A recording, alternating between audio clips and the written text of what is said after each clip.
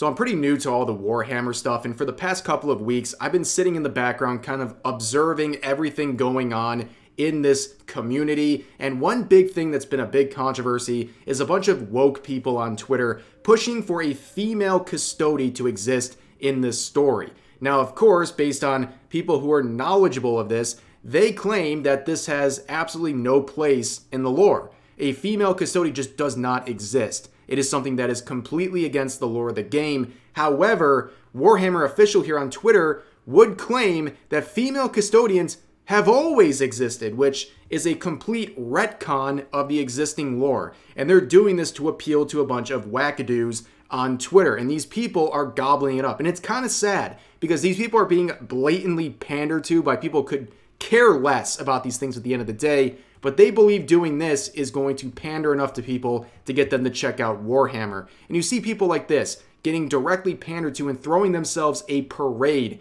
because these characters are now included in the lore. You can see this right here. The exact reason why you need gatekeeping is stuff like this.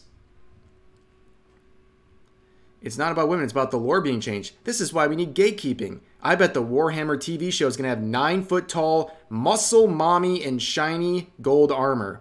Yeah, just admit this is about some fetish you have. Like, you don't actually care about this franchise at all. You just want to publicly display your dommy mommy fetish here, your muscle mommy fetish here. Like, let's be real. This is what it's really about. And this is why you need gatekeeping, because people like this want to self-insert all of their wants and needs into this game where they could just look elsewhere, but they like controlling the narrative. And, you know, besides the muscle mommy fetish, they clearly have a humiliation fetish as well, because the comments are just absolutely brutalizing them. I don't know how this tweet is still up.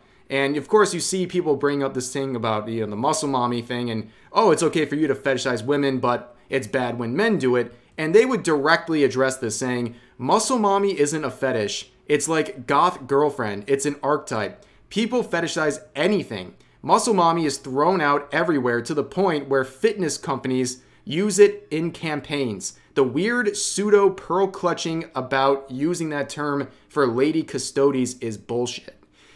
Here's the thing.